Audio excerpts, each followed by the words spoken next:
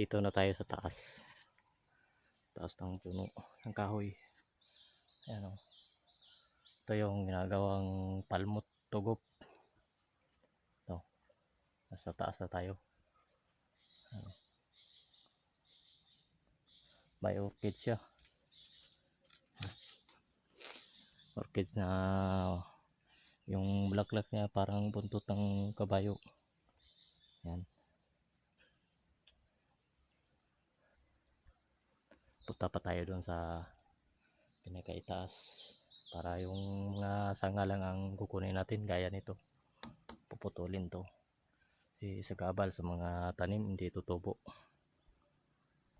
Ito na, sobrang taas na tayo. Diyan o.